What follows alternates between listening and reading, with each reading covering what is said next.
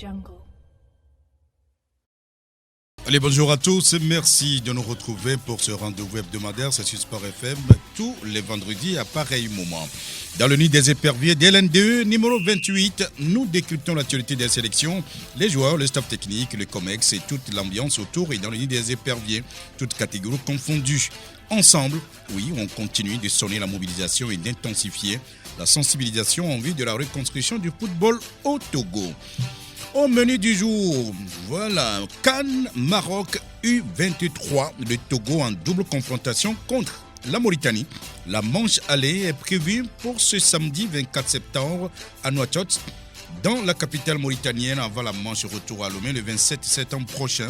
Quelles sont les chances de qualification des éperviers dans ce duel ? Préparatifs CAN RCI 2023. Les éperviers fanions du Togo sont en regroupement depuis le début de la semaine en France. Au cours de ce stage, 2 matchs amicaux sont programmés contre les éléphants de la Côte d'Ivoire à Rouen et contre les langues nationales de la Guinée équatoriale à Casablanca au Maroc. Paolo Duarte devra composer avec certains forfaits déclarés dus à des blessures. Pour ce nouveau stage, analyse et commentaires du groupe présent et les 2 matchs. C'est ainsi que le Togo prépare la suite des éliminatoires de la CAN 2023 où il s'est mal engagé. Enfin, CHAN Algérie 2023, retour sur l'élimination du Togo et les conséquences de la gestion de la sélection. Jonas Kokou Komlan parti pour finalement rester, c'est la question que se posent les Togolais. Voilà. Togolais en club, le coup d'œil habituel sur l'actualité des joueurs expatriés du Togo. Et puis, la tranche des auditeurs à vous l'antenne. Dans le nid des éperviers, c'est avec la technique Théo Ajab, à la caméra et l'homme à devant, et puis au studio, comme d'habitude, Franck Nounyama et Angelo Folikwe. Présentation, appelez-moi Aimé Le Bon, DLN2, c'est parti. Allez, ça y est, Franck, bonsoir et bienvenue dans cette émission. Mais bonjour auditeurs, auditrices, voilà, on est encore là avec plaisir. Merci de te retrouver encore une fois, Angelo. Bonjour. Bonjour sportif Aimé, bonjour à tous. Et j'espère que tous les auditeurs sont là pour nous suivre encore dans cette émission. Les sujets à débattre, on les avait déjà présentés. Bien, on va aller dans les détails, n'est-ce pas ? Avec le premier sujet, c'est la CAN Maroc U23, le Togo qui est en double confrontation, nous le disions tantôt, contre la Mauritanie. La manche aller, c'est prévu pour ce samedi, donc demain, à partir de... Bon, je ne sais pas, hein, c'est à quelle heure précisément le match ? Ah oui, c'est 19h je pense. Hein. Le match du Togo, les Fanions, c'est à 16h. Et donc pour les U23, c'est à 19h dans la capitale mauritanienne. Oui, mais alors... Quels sont les joueurs sur lesquels le Togo compte pour essayer de passer le cap de la Mauritanie, Angelo ? Alors, il faut rappeler que cette sélection des U23, l'information tout de suite qui saute à l'œil ou saute aux yeux, si vous voulez. Quelques rares joueurs qui font partie des atouts de cette équipe. Il faut dire que d'abord, c'est une sélection à forte connotation expatriée. Donc, la majorité nous arrive de la France. On pourra peut-être citer pêle-mêle, si vous voulez. Ayeva Nadir Malik, qui évolue en Suède. Il y a Assignon Logan, qui joue du côté de Poitou en France. Le fils de Assignon. Oui, voilà. On peut également signaler la présence de Kevin Boma, qui tient à cœur au sélectionneur Paolo Duarte. Ça, je parle des joueurs au niveau défensif.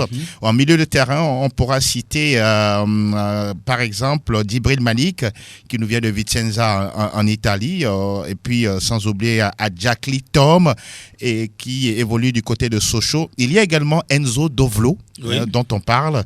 On le verra à l'œuvre, qui évolue du côté de Moulin-Isère, c'est en France. Et au niveau du bastion offensif, on pourra citer 4 noms, notamment Mechoko Idjessi, qui est sociétaire de l'AJ Auxerre en France. Il y a Avotor Kokou d'Asco, Laba Kevin de l'AS Bina, et puis un 4e larron, Aziz Abdelmalik de Royal Antwerp en Belgique. Voilà à peu près donc quelques noms sur lesquels on pourra compter. Franck, le Togo a les armes qu'il faut ? C'est l'interrogation. Parce que pour les U23, on n'entend pas trop parler, mais c'est vrai, mais bon, voilà. Vous l'avez dit, la dernière fois qu'on a vu, on va dire, l'ossature de cette équipe évoluer, un match amical, pas officiel, c'est sur le dernier stage là-bas en Antalya, en Turquie. Donc oui, il y avait comme capitaine, passez-moi le nom, Thibaut Clidier, qui aujourd'hui n'est pas voilà, sélectionné parce que blessé. Cette équipe, si je me souviens, avait 2 victoires. Face au Tadjikistan et puis l'autre, je perds un peu le nom de cette sélection. Donc voilà, et l'inquiétude c'est que cette équipe, on n'a pas forcément de référence avec elle, on n'a pas de recul parce qu'il n'y a pas eu de match officiel à proprement parler, il n'y a eu que ce stage et sur lequel on connaît certains joueurs. Voilà, on va parler également des gardiens qui sont des joueurs, la plupart qui évoluent ici, notamment le gardien de Tambo Football Club, Gbadegbe Boula, et puis Ouro Nimini Abdoul de Unisport. Donc c'est difficile de pouvoir analyser, de pouvoir parler de cette équipe. Dovlo, lui, on a vu déjà avec la sélection junior, si je me trompe, là-bas à Cotonou. On a vu quelques autres joueurs, Boma, qui était avec les A. On connaît également Olete Benjamin, le défenseur de la SCK. On connaît des joueurs comme Ouro Itiré de quelle équipe déjà la SCK. de la SCK. Oui. Donc, on n'a pas forcément de recul. Et puis, le staff technique de cette sélection, on sait qu'il y a Wadja, on sait qu'il y a Yenke Claude, qui ont beaucoup d'expérience, on les connaît, qui ont déjà, on va dire, officié au niveau du championnat national. Mais le patron de ce staff, c'est Traoré Afizou, qu'on ne connaît pas beaucoup. On ne sait pas trop de quoi il est capable maintenant. On lui a confié l'équipe. On va le voir à l'œuvre pour savoir forcément ce que représente cette équipe. Angelo, on l'a retrouvé où, Traoré Afizou? Alors, quand on rentre un peu dans l'historique d'Afizou Traoré, il semble qu'il a été déjà joueur de football. Il a évolué en Turquie. Après, il a déposé ses baluchons du côté de la Finlande. Je parle des années 2006, 7, 8 et 9 et voire 10. Et à une certaine période, il faisait des pieds et des mains pour même rejoindre la sélection nationale du Togo. Ça n'a pas été fait. Et donc, en matière d'histoire dans le football togolais, sincèrement, je ne le connais pas. Au-delà de ça, on jette un coup d'œil sur disons, son CV. Il dit avoir fait à Gaza. Moi, je ne l'ai jamais rencontré sur une liste d'Agaza Sport de Lomé. Bon, j'ai posé donc certaines questions à ceux qui ont joué en ces périodes. On m'a dit oui, qu'on l'avait aperçu à 1 ou 2 séances d'entraînement. Est-ce que ça fait de ça donc quelque chose pour, j'allais dire, étoffer son CV? Bon, c'est la... Point d'interrogation. Non, ce que vous dites est assez pertinent, c'est-à-dire que on sent aujourd'hui qu'il n'y a pas forcément de vécu, il n'y a pas forcément de background ni d'expérience. Après sa carrière de footballeur, il serait intéressé par le métier d'agent de joueur et Koussi Koussa, on le retrouve aujourd'hui à la tête des U23. Personnellement, j'attends de voir ce qu'il va proposer comme philosophie de jeu à l'endroit ou bien avec ces jeunes que nous venons de citer pêle-mêle. Je ne vais pas tout de suite rentrer dans une observation pointue concernant la personne. Je vais tout faire pour trouver le temps pour suivre ce match et voir exactement dans quelle formule va évoluer cette sélection, parce que n'oublions pas, les U23, c'est l'antichambre de la sélection A. Il n'y a rien à dire. Oui. Il n'y a pas de convocation complaisante à ce niveau. Et lui-même, il sait très bien qu'il est attendu au Carrefour. Et si aujourd'hui le COMEX lui a fait confiance, c'est peut-être parce que c'est sur recommandation. Maintenant, c'est à lui de prouver sur le terrain qu'il a été recommandé et qu'il a le coffre pour gérer un tel groupe.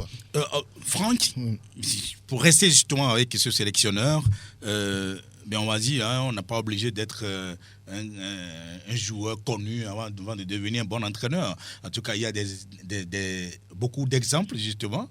Le Special One. Oui, comme Mourinho, José Mourinho, oui.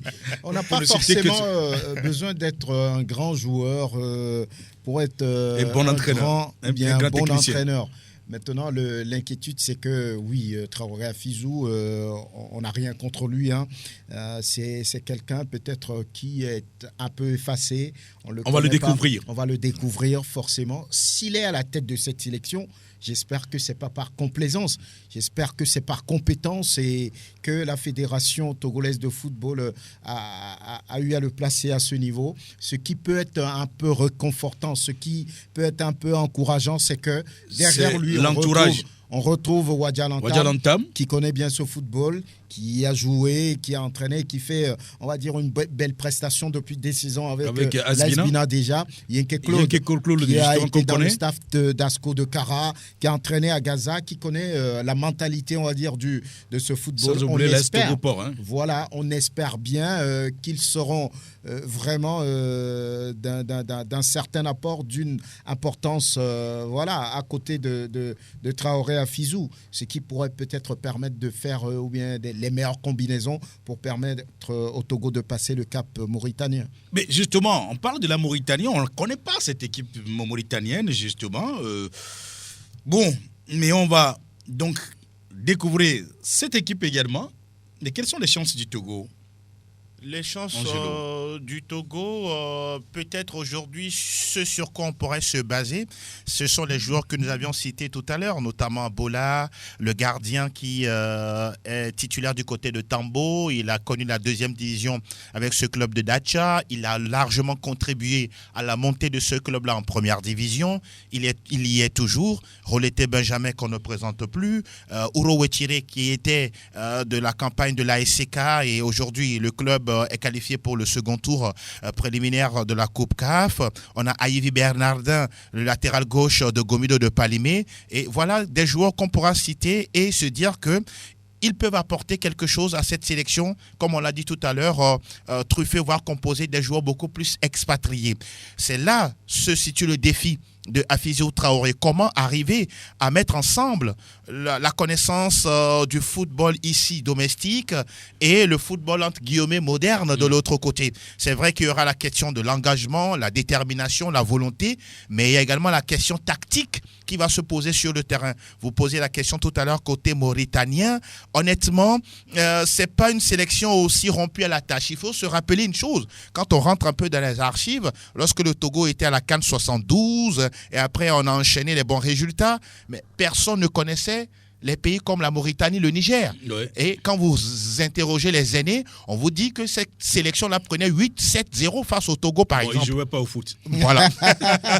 Mais aujourd'hui, quand on considère un peu la politique de Ahmed Yahya, le 2e vice-président de la Confédération africaine de football, pour ceux qui ont été une fois déjà à Nouakchott et à la fédération, mais ils sont ébahis par rapport au travail qui est mis en jeu là-bas. Quand on voit les infrastructures, la politique du championnat, la politique au niveau des différentes sélections, aujourd'hui, il y a une ambition affichée de la part de Yahya de voir toutes les catégories de sélection être engagées, histoire de avoir, on pourra dire, beaucoup plus de résultats à la fin. Je rappelle que l'actuel sélectionneur de la Mauritanie, c'est Amir Abdou, celui-là même qui a fait la pluie et le beau temps avec les Comores.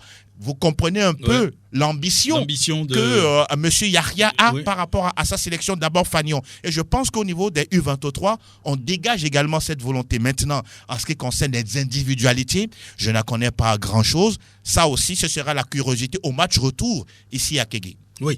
Alors Franck, mais on sait que déjà Asco est allé éliminer donc Nouadhibou Football Club, qui est donc le club du président de la fédération, Mohamed Yahya. Alors, le Togo, en sélection U23, va défier encore cette sélection, maintenant la sélection mauritanienne de la catégorie, mais il y a de la revanche en l'air. Oui, certainement, parce que la Mauritanie ne voudra pas voir le Togo lui passer dessus à 2 reprises au niveau des clubs et puis au niveau des U23 qui constituent quand même l'antichambre de la sélection Fagnon. Depuis un moment, on sait que la Mauritanie a envie de se développer. On a vu de passage à ce niveau Corentin Martis, l'ancien international français, qui a même qualifié cette équipe pour la CAN d'il y a 4 ans. Oui, et et puis beaucoup de travail se font. On a vu entre-temps Gianni Infantino de ce côté pour apporter son aide, son soutien à ce président Ahmed Yahya. Donc, ce qui veut dire que le match va être très attendu et puis un match très important pour ce premier tour de la CAN U23 qui va se jouer pas très loin de la Mauritanie d'ailleurs, au Maroc. Donc, c'est un match important pour eux. Ils veulent à tous les niveaux, les Mauritaniens, je veux dire, au niveau junior, au niveau olympique, au niveau cadet. Ils veulent être maintenant présents sur toutes les compétitions africaines, tout comme le Togo d'ailleurs.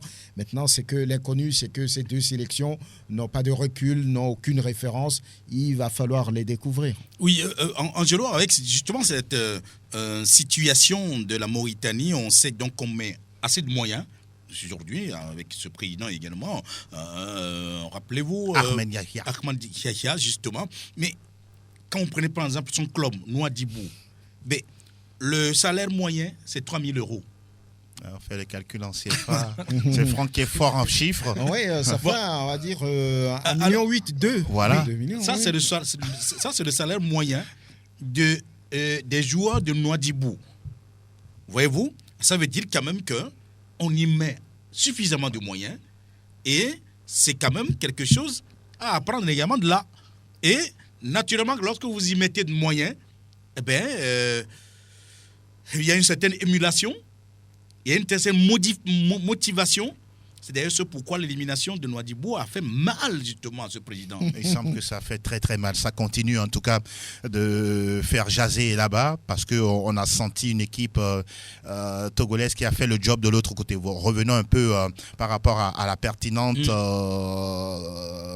question des moyens. Je pense que lorsqu'on arrive en sélection, ça constitue le Graal. Quand je parle de sélection, je prends toutes les catégories. Ça veut dire qu'à un moment donné, vous avez pris le temps de travailler en amont, on vous a suivi et on a senti que oui, vous êtes plus ou moins prêt, sinon prêt, pour pouvoir apte à intégrer en tout cas le sommet, ou sinon le summum. Et aujourd'hui, on ne fait pas d'omelette sans casser des œufs. Chez nous, l'impression qui se dégage... C'est comme si la sélection Fagnon est la plus belle des femmes à qui l'on doit tout donner. Les stages sont bien organisés, les primes sont payées, les primes de campement également sont versées, toute la logistique, elle est là. On voit tout le contingent de techniciens, voire de personnel administratif qui suit les délégations ou les staffs techniques. Je me demande pourquoi on met autant de moyens à ce niveau. Pendant ce temps, les autres catégories souffrent d'être accompagnées. À un moment donné, je pense qu'il faut essayer de rééquilibrer les choses. Sinon, même à un certain niveau, mettre beaucoup plus les moyens au niveau de la pépinière, de la base, histoire de créer l'émulation. Vous l'avez dit.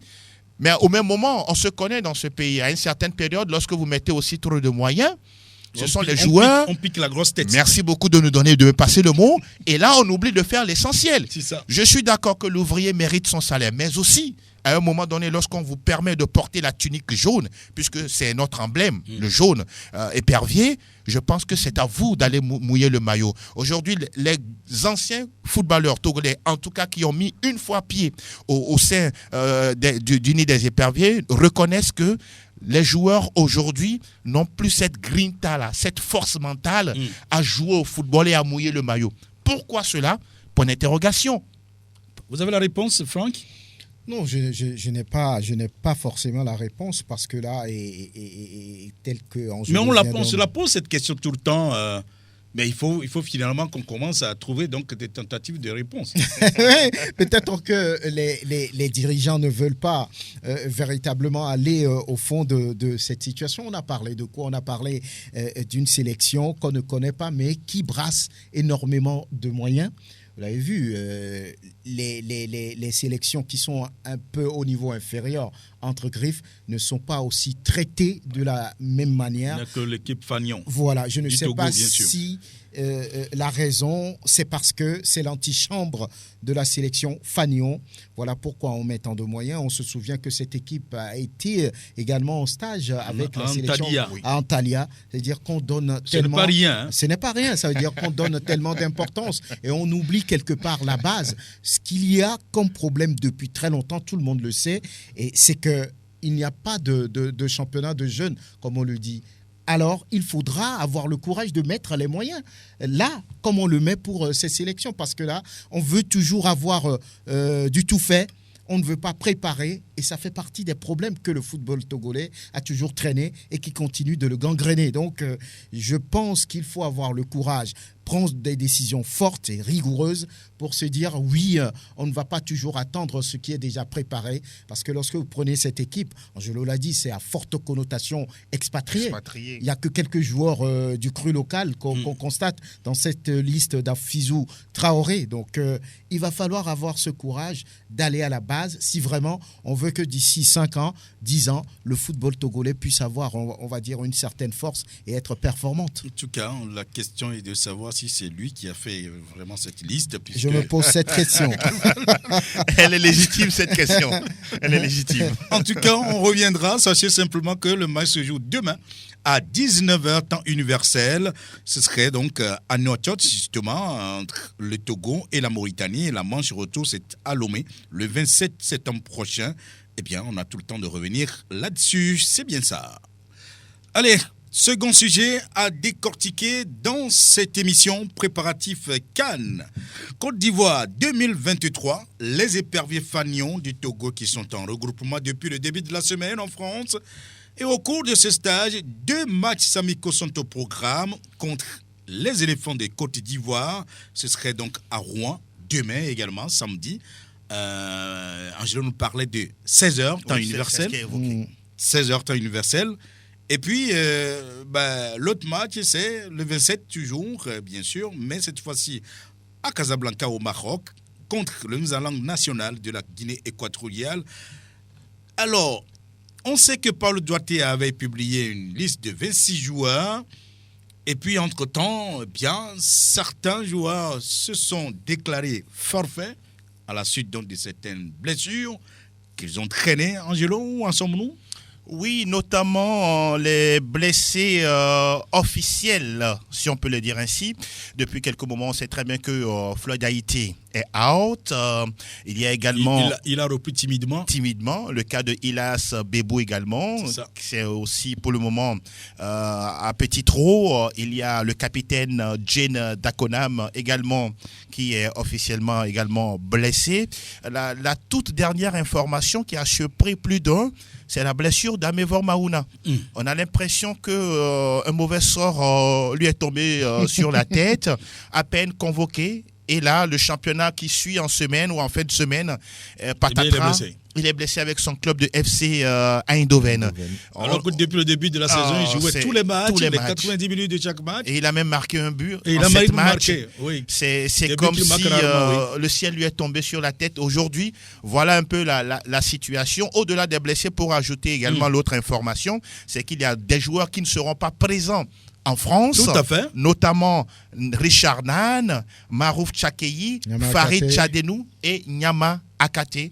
Tout ceci pour des problèmes liés à l'administration, non-obtention de visa pour la France. Oui, mais voilà, donc c'est une situation très grave également, de ne pas avoir ces joueurs sur qui, en principe, le sélectionneur veut bien compter. Ce n'est pas autant les résultats qui comptent, mais aussi, et surtout, il faut plutôt créer un automatisme. Et je crois que c'est pour ça, d'ailleurs, qu'il a fait appel à ces gens-là, ces joueurs-là.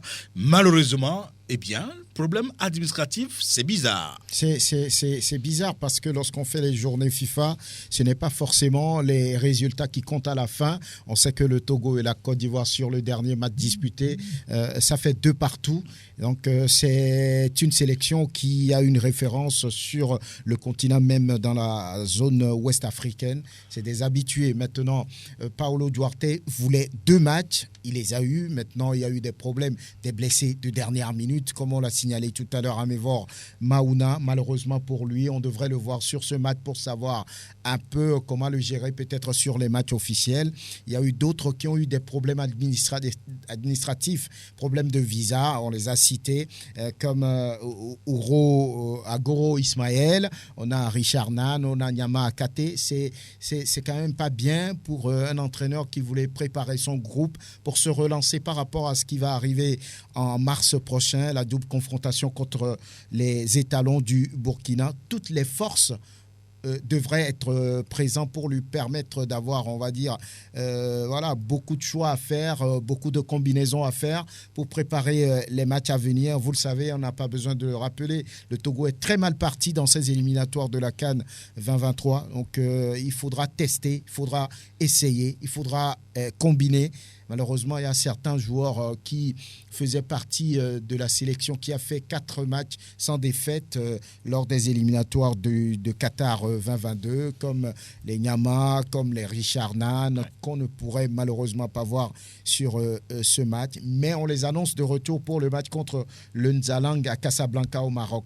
Et puis le voyage, j'ai comme l'impression que c'est un peu manqué. Les joueurs finissent de jouer contre la Côte d'Ivoire et puis prennent l'avion direction Casablanca. Et voilà, c'est pas forcément la meilleure façon d'organiser les choses, mais l'entraîneur voulait 2 matchs et il les a eus. Oui, mais le problème est de savoir concrètement qu'est-ce qui n'a pas pu, ou bien qu'est-ce qui a pu se passer pour que ces joueurs n'aient pas pu avoir le visa. Parce que là, ça ne s'explique pas trop. Ah ben, sincèrement, je ne suis pas dans le secret des dieux. On a tenté d'avoir des explications, mais bon, c'est difficile de les avoir. Et souvent, même quand vous approchez les joueurs, ils n'ont pas envie. Ils pensent que peut-être en recueillant les informations, vous allez peut-être les traiter autrement. Et pourtant, nous, on veut juste avoir l'information pour éclairer la lanterne du citoyen lambda.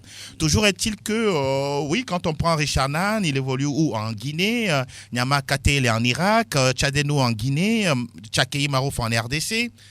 Normalement, voilà, quand on prend un peu la zone ou l'espace francophone, ça ne devrait pas poser de problème. Maintenant, est-ce que en amont, je ne sais pas, il y a des paramètres qui ne leur permettent pas? Est-ce que c'est lié, je ne sais pas, par exemple, puisque depuis quelques 3 ans, on parle donc de Covid, est-ce que c'est lié à ça? Est-ce qu'il y a un autre problème? On se pose des questions. On se pose des questions. Le manager général n'en a pas parlé. Il a juste parlé de problèmes de visa.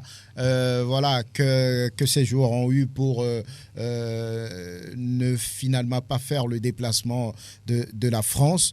Donc, il n'est pas rentré dans les détails. C'est à lui de rentrer un peu plus en profondeur pour dire clairement, il y a eu ci, il y a eu ça. Sinon, problème administratif, problème de visa, normalement, ça ne devrait pas se poser. Maintenant, pour des internationaux, des internationaux qui sont souvent entre 2 avions. Oui, non, il y a aussi peut-être la question de l'anticipation dans la gestion de ces cas. Est-ce que les joueurs se sont pris à temps pour demander le visa et que la réponse en retour de l'ambassade qui va demander le visa? Non, je parle justement de Serge Akakpo en travaillant avec les joueurs. Oui. Est-ce que tout ça a été fait à temps? Dans le temps. Dans le temps imparti. Maintenant, si derrière, on leur accorde une réponse non favorable, est-ce qu'il y a encore une autre tentative où on s'est dit, tiens, bon, à défaut de 26, on part avec 21 joueurs, on essaie de faire avec, d'autant plus que c'est des matchs amicaux, donc pas forcément de résultats pour une interrogation.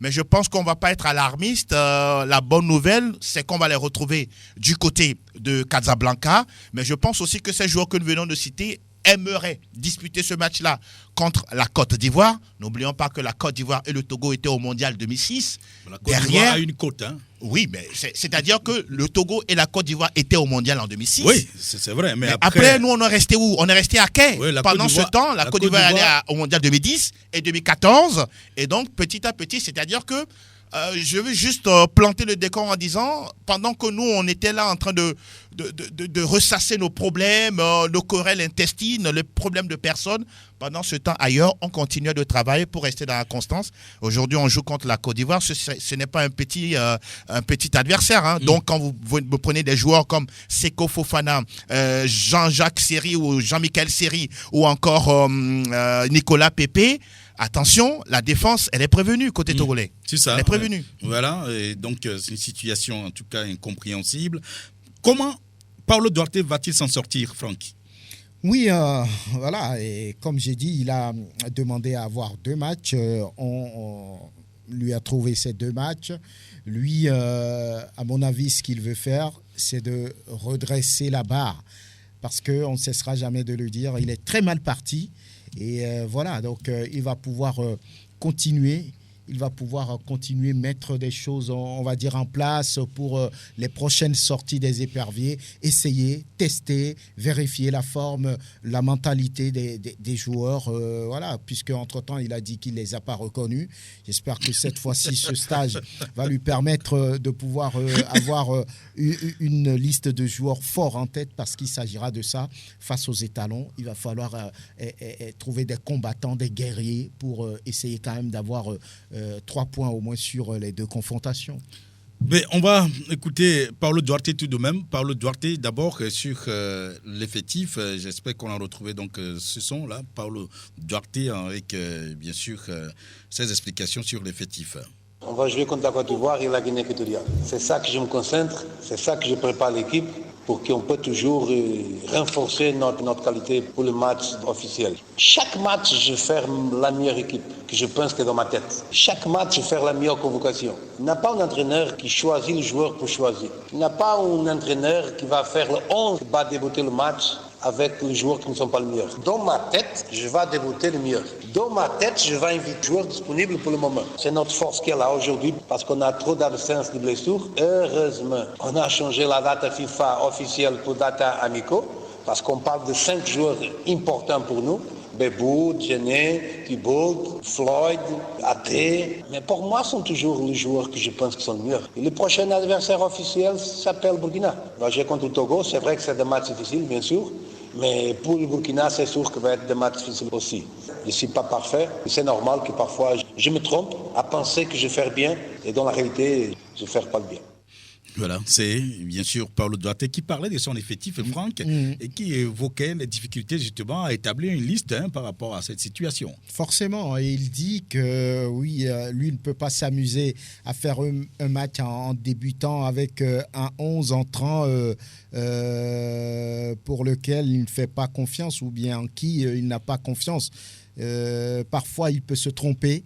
Mais pour lui, le Togo a des joueurs intéressants qui peuvent faire l'affaire. Maintenant, peut-être, qu'est-ce qui se passe ? C'est peut-être la combinaison, c'est peut-être le choix ce jour-là. Parce que c'est les mêmes joueurs, on ne cessera jamais de le dire, qui ont terminé les éliminatoires du Mondial Qatar 2022 avec 2 matchs nuls et 2 victoires, qui plus est à l'extérieur. Donc, ce qui veut dire que les joueurs ont commencé par gagner quelque chose. Peut-être sur les derniers matchs contre Eswatini, on a peut-être sous-estimé c'est quoi les Eswatini. On va rapidement passer ça et on a été surpris 2 buts partout ici. On savait que le Cap-Vert était à la dernière CAN, le Togo non. Et qu'est-ce qui s'est passé ? 2-0 à l'arrivée. Donc, c'est des joueurs... qu'est-ce que je vais dire, surpris ou bien peut-être qui ne se sont pas battus comme il le fallait et l'entraîneur l'avait dit le jour-là. Donc, cette fois-ci, il faudra changer de discours, il faudra changer de méthode peut-être ou bien retourner à ce qui a fait que cette équipe a pu gagner, a pu réaliser 4 matchs sans défaite, c'est-à-dire avoir, 8 points sur 4 matchs voilà, des éliminatoires de la Coupe du Monde Qatar 2022. Il va falloir maintenant encore essayer, jouer sur le discours, les meilleures combinaisons, voilà, et essayer de trouver les problèmes sur les 2 derniers matchs. Parce qu'il faudra comprendre, s'il parle de joueurs qu'il n'a pas reconnus, ça veut dire que les joueurs n'avaient pas fait les efforts nécessaires. Ça veut dire que peut-être les joueurs ont sous-estimé l'adversaire en face. Ils n'ont pas fait le boulot comme il se doit. Donc, c'est à lui de travailler, c'est à lui de rassurer tout le monde. Sinon, voilà, il aura échoué. Il aura échoué en Giron, justement, et Paulo Duarte qui a éprouvé, donc, qui éprouve certaines difficultés, justement, à constituer son équipe. On sait donc, oui, déclarer qu'il ne reconnaissait pas ses joueurs, c'est quand même assez grave, mais aussi toute la difficulté, on mesure toute la difficulté pour Paulo Duarte de voir ou de mettre en place, de choisir justement un effectif. Il a eu beaucoup de mal à comprendre la déroute face au Cap-Vert, parce que d'abord le match face à l'Eswatini a semblé presque à la portée des éperviers. N'eût été cette égalisation en dernière seconde, et puis derrière, on a vu comment l'équipe s'est totalement liquéfiée au Maroc face à cette équipe capverdienne, très très joueuse.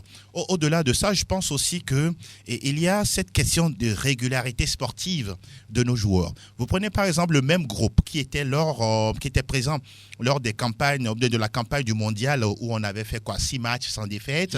Il y avait des joueurs qui étaient présents régulièrement. Je vais prendre juste le cas de Agbozo Clousset et d'Ama Tchoutchoui. Les deux aujourd'hui n'ont pas de club. Et les deux aujourd'hui ne sont pas appelés en sélection. Ça veut dire qu'il y a un chamboulement au niveau de la charnière défensive. Aujourd'hui également, il y a l'absence de Dieng Dakonam. Ça va peser énormément au niveau de cette défense. Et encore plus, la défection de Amevo Maouna, celui-là qui était attendu, et tout le monde pensait que, à l'absence de Dieng, il pourra peut-être colmater les brèches. Et là, ce n'est pas le cas. Au-delà de ça, je pense aussi que Paulo Duarte, quand il avait dit entre-temps qu'il veut inculquer la mentalité de la gagne aux joueurs togolais, je ne vois pas encore ça. Il faut qu'il arrive à être exigeant vis-à-vis de ses joueurs. Moi, Paulo Duarte, je vous dis, mais monsieur, vous ne mouillez pas le maillot la prochaine fois, je ne vous convoque pas.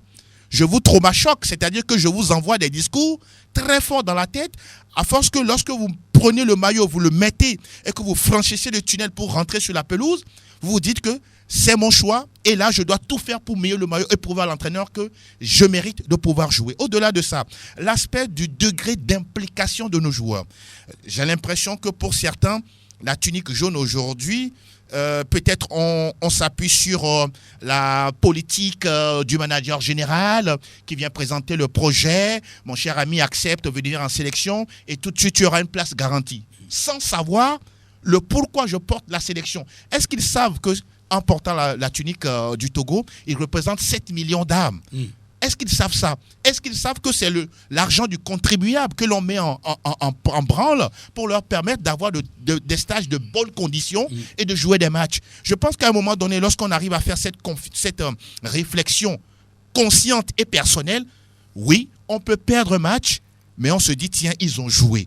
Le premier adversaire, c'est la Côte d'Ivoire. Nous attendons de voir ce qu'ils vont produire face aux éléphants de Côte d'Ivoire, bien sûr. En tout cas, on espère que le discours, Paulo Duarte va pouvoir retrouver ce discours-là qui a fait que mentalement, les joueurs se sont bien comportés donc, dès qu'il était arrivé. Et un autre problème, naturellement, c'est la solidité de la défense. On va revenir tout à l'heure, mais le temps de l'écouter lui-même, justement, sur ce problème de solidité de la défense. C'est Paulo Duarte que je propose d'écouter encore une fois. Le football moderne, l'attaquant doit être le premier défenseur. On a perdu dans un match tout ce qu'on a gagné pendant ce match. La solidarité, la cohésion, le compacté de l'équipe, la volonté contre Cap-Vert. Nous sommes une équipe complètement dispersée. Et la solidité d'une équipe, d'une défense, c'est fait par tous les joueurs. Moi-même, je ne peux pas comprendre comme ma défense, s'il y a quelque chose que je travaille, c'est le process défensif. S'il y a quelque chose que je travaille beaucoup, c'est ma défense. Pression, couverture, organisation, construction offensive à partir avec balle à partir du gardien, positionnement. Il y a 3 matchs consécutifs qu'on souffre de but. C'est pas normal. Mais on peut souffrir de but parce que nous, on joue pas seul. On peut souffrir de but, je suis d'accord. Mais on ne peut pas donner de but. Chaque adversaire, il doit marquer. Parce qu'un but aujourd'hui, pour moi, c'est très cher. Je ne peux pas donner de but au adversaire. Mais surtout au Cap-Vert, ma défense a paniqué. Je ne sais pas pourquoi. Peut-être à cause du résultat négatif. Parce que tout le monde veut gagner, parce qu'on sait qu'on va gagner, parce qu'on sait qu'on veut gagner, et parce qu'on sait qu'on a fait tout pour gagner contre Exatini. C'est une frustration totale peut-être, mais on ne peut pas rentrer à 15 secondes, à 20 secondes de match, et on commence à faire le premier héros. Voilà, donc la solidité de la défense et que la meilleure défense commence justement par l'attaque. Justement, je crois que c'est un peu ça, il veut dire. Et je crois... Angelo parlait tout à l'heure de 2 défenseurs qu'on ne retrouve plus à Bozo. Naturellement, il y a Ama Tchoutchoui, c'est bien ça. Tchoutchoui, le cas d'Ama Tchoutchoui est un peu incompréhensible. Je ne sais pas, il faisait partie du staff, j'allais dire, de l'effectif de Nouadhibou. Et après, voilà, il est perdu. On n'a pas compris ce qu'il s'est passé justement avant qu'il ne quitte là-bas, parce qu'on apprend donc que oui, il a boudé donc certaines choses et puis voilà, ça semble le rattraper. Mais alors, on a des problèmes et je crois Paulo Duarte insiste sur cette situation de solidité de la défense. Oui, parce que une sélection, quand elle doit être performante, ça commence par la défense. Ça commence d'abord par le goal. Et puis la défense qui doit être performante, qui doit être vigilante, qui doit être attentive, qui doit être organisée, qui doit savoir se couvrir. Il y a tout ça au niveau d'une défense, il en a parlé. Face au Cap-Vert, c'était une défense totalement dispersée, une défense qui a manqué de vigilance et d'entrée. La défense était devenue une passoire à gros grains. Une passoire, et puis les Cap-Verdiens rentraient dedans comme du couteau dans du beurre. Ce n'était pas évident pour une sélection qui veut aller loin, qui veut performer et être devant. Donc, je pense que le problème de Paulo Duarte, c'est de n'avoir pas eu cette chance à travailler avec la même défense. Pratiquement sur chaque match, il est obligé de changer. Il n'y a que Djenda Konam qui reste le seul meuble qu'on ne bouge pas dans le salon. Oui, donc chaque match, il faut lui ajouter un autre joueur. On a essayé avec Agbozo, on a essayé avec Amatutui. Sur le côté, on avait joué avec James Olufade. On a essayé... qui lui aussi n'a plus de club. Qui était souvent là. Steve Lawson. Donc, il n'y a pas encore une défense établie, une défense titulaire, on va dire, pour le Togo, puisqu'il joue en 4-2-3-1 souvent, ou bien en 4-3-3. Donc, souvent, il est obligé de changer les 4 de derrière, ou bien d'ajouter d'autres joueurs à Djenda Konam. Voilà, c'est un peu ça le problème. Il doit travailler de sorte à avoir une défense claire, une défense titulaire au niveau des 4 qui doivent évoluer pour pouvoir penser à une certaine performance, à une stabilité, à une défense très forte. Pour le moment, il n'en a pas. Il n'en a pas et c'est l'un des chantiers.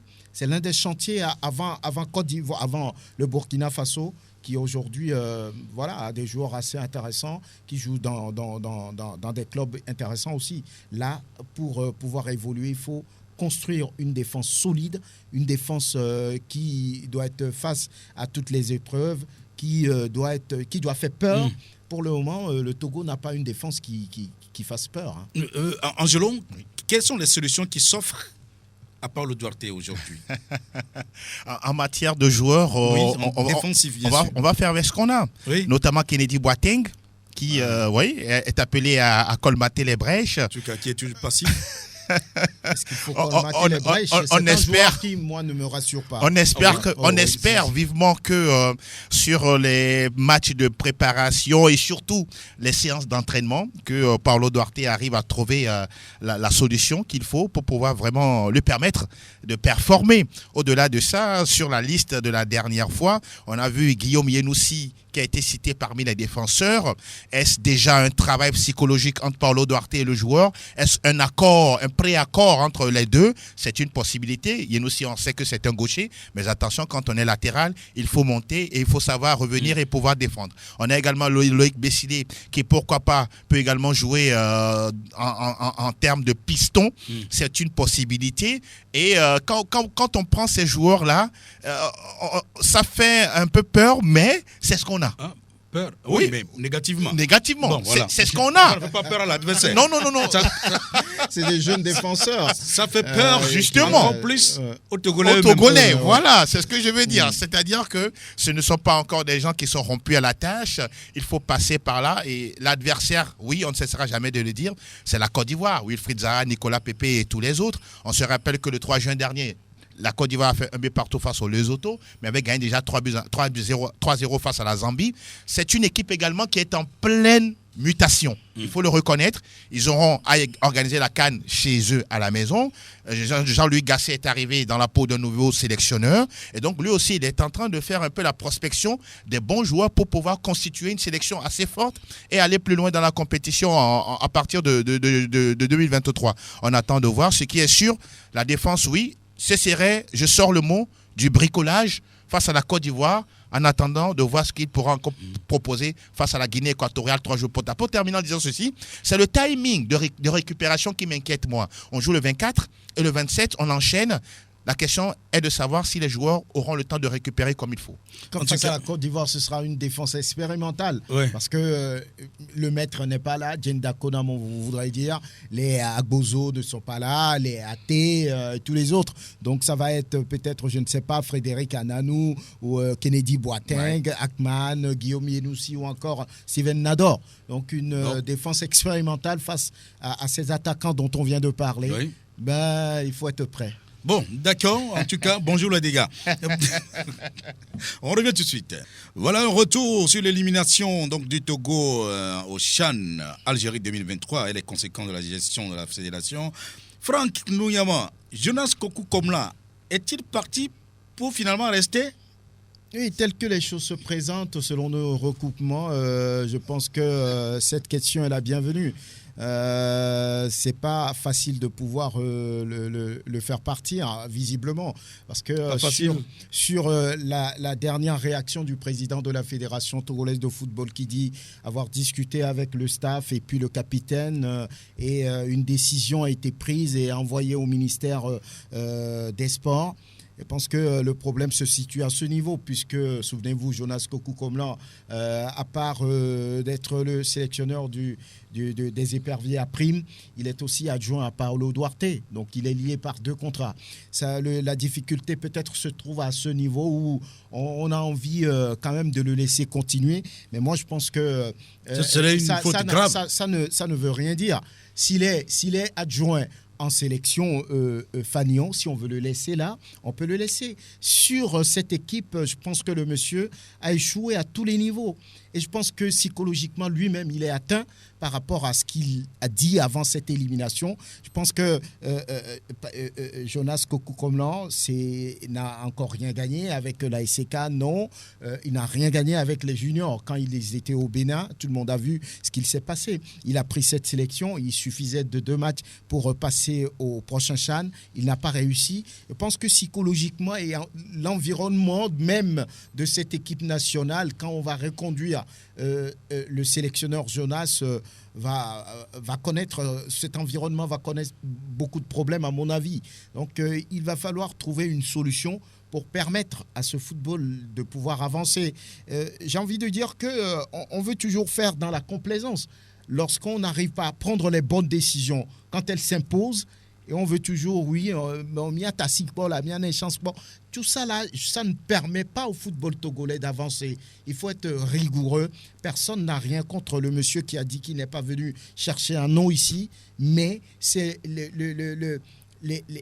ce que vit le football togolais comparé aux autres pays à côté qui avancent au jour le jour, qui performent, mais le Togo a toujours du mal à avancer parce qu'on n'arrive pas à prendre les décisions qui s'imposent, parce qu'on veut toujours faire un peu, je ne sais pas, dans les dessous, on ne veut pas aller directement. Moi, ça m'inquiète. Angelon, qu'est-ce que vous pensez donc de ce... Je ne sais pas si pour la payer revirement, mais bon, on attend toujours. Mais l'attente devient insoutenable, inquiétante. Voilà. Inquiétante. Mais je pense que le président sait ce qu'il est en train de faire. C'est-à-dire que... Est-ce que le problème est au niveau du président de la fédération aujourd'hui ? Parce que... Non, le président de la fédération dit avoir transmis une décision. Oui, je suis d'accord. On l'a tous écouté ici. Au même moment, sous certains cieux, le président de la fédération a le droit de révoquer qui il veut au niveau des sélections. Puisqu'après tout, c'est le premier responsable en matière, en tout cas, de décision, même si on sait très bien qu'il y a le gouvernement, il y a le ministère, mais la première personne... S'il avait le droit, oui. Vous savez combien depuis quand il aurait pu remercier Claude Leroy? Oui, ben je dis bien sous certains cieux. Sous certains cieux, c'est ce que j'ai dit tout à l'heure. Voilà. Donc, dans d'autres pays, attendez, quand vous n'arrivez pas à accomplir la mission qui vous est assignée, la discussion, elle est là. Et très souvent, le communiqué qui sort, nous avons trouvé un terrain d'entente ou bien avons un compromis ou bien une situation à l'amiable et nous remercions le sélectionneur pour tous les efforts consentis. Malheureusement, chez nous, ce n'est pas le cas. L'élimination piteuse de la sélection, c'est à mettre au crédit de l'actuel président. Ça également, ça reste une tâche justement par rapport à son mandat. Maintenant, vous l'avez susurré, est-ce que lui seul peut décider de l'avenir de Jonas Kokou Komla? Apparemment non. Et aujourd'hui, c'est ce que nous comprenons. Le public sportif est toujours tout tué en attendant, mais qu'est-ce qu'il va se passer? Est-ce qu'il va encore rester et derrière, lorsque la sélection locale va enclencher une activité, on verra Jonas Kokou Komla là, on ne parlera pas, on ne sortira pas de communiqué et on prendra les choses telles qu'elles sont. Non, à un moment donné, je pense que oui, il a essayé, on lui a donné l'occasion de se produire, ça n'a pas marché. Je pense que si j'étais à la place de Jonas, je démissionne et je m'en vais. Ou soit je démissionne et je reste du côté des A, sachant qu'à ce niveau-là, je n'ai pas autant de pression que Paolo Duarte. Mais malheureusement, ce n'est pas le cas. Et on en reste dubitatif. Et on se demande justement, est-ce que cette décision va tomber ou pas? On est tout simplement attentif pour la suite. Merci. Tout ce qu'on pourra dire à propos, et on va ouvrir peut-être la brèche pour que certains auditeurs, 2 auditeurs, 3, c'est possible, 92 03 60 31, 97 24 00, pardon, 26 26. Alors, bonjour auditeur. Bonjour, Rachid. Rachid qui revient le premier, oui. Oui, je salue tout le plateau. Oui, bonjour. Merci. Bonjour. Et moi, ce que je veux dire, c'est que concernant Jonas n'a plus sa place. Si Jonas est conscient du travail qu'il a fait à Cotonou, même il peut être même dans ce staff. Pour lui, il n'a qu'à démissionner. Nous, on n'a plus besoin de lui. Par exemple, pour l'équipe nationale U23, là, on ne sait pas par quel atime on a retrouvé ces joueurs-là. À Fizoula, il ne fera rien. Franchement, c'est pour aller nous bluffer, sincèrement. Attendons de voir d'abord, Rachid. Non, c'est demain à 19h. Oui, je ne refuse pas. Mais sur quels critères on a sélectionné ces joueurs-là? Il n'y a même pas eu de conférence de presse. Nous dit sur quels critères on a sélectionné les joueurs pour qu'ils aillent en Mauritanie jouer. D'ailleurs, on a parachuté les joueurs d'aller jouer. On revient, c'est de nous dire que non, que ce n'est pas nous qui avons fait la liste de ces joueurs. Ce n'est pas nous qui avons convoqué ces joueurs-là. Vous voyez que c'est du n'importe quoi. Rachid, c'est votre point de vue. Oui. Concernant par exemple Kennedy Boateng, M. Franck Nyama l'a dit. Moi, je n'aime pas la confiance à ce joueur.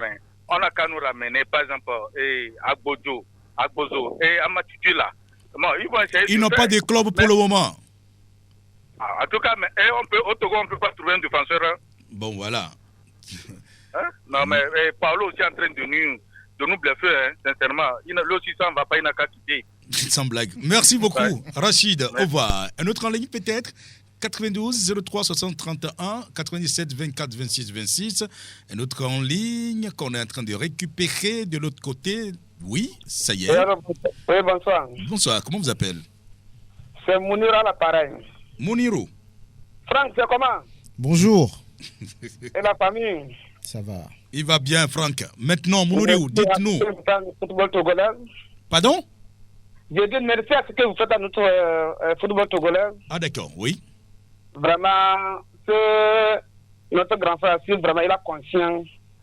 Il ne peut quitter le break avant que le break le quitte, quoi. Parce que lui, il a dit qu'il n'est pas venu au Togo pour chercher le nom. Donc, nous, on vient ceux qui veulent venir chercher le nom au Togo.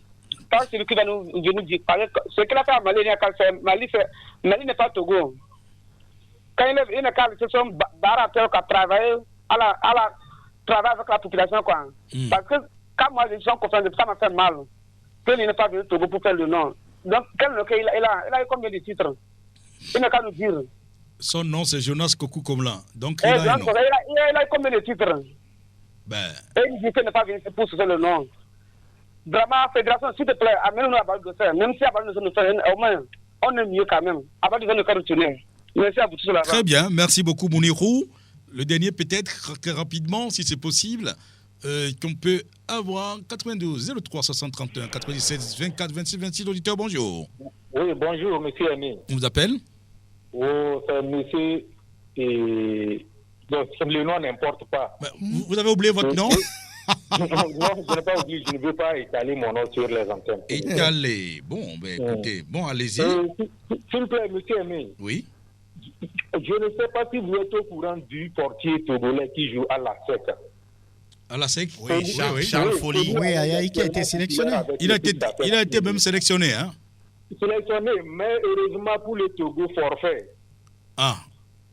Forfait. Il va falloir que vous incitez nos dirigeants à lui faire les yeux doux pour qu'il puisse se tourner vers le Togo, puisque c'est un très bon gardien. Comment se fait-il qu'on ne le savait pas? La fédération togolaise, c'est silence radio. On ne parle pas de ce monsieur. Vous, c'est un peu grave. Voir un Togolais évoluer sous les couleurs d'une autre nation, c'est pas bien, quoi. D'autres joueurs d'autres nations évoluent également au Togo, hein?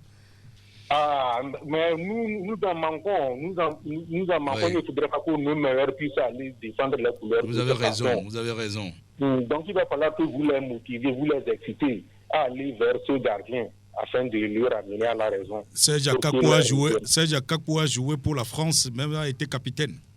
Jusqu'en junior. Finalement, il est revenu au Togo. Oui, alors. D'accord, merci quand même, hein, pour... Sinon, c'est un très bon gardien. J'ai suivi certains de ses matchs, donc il peut apporter un plus à la sélection nationale. Merci pour la suggestion. On va donc arrêter comme cela aujourd'hui. Franck, merci d'être là. C'était un plaisir.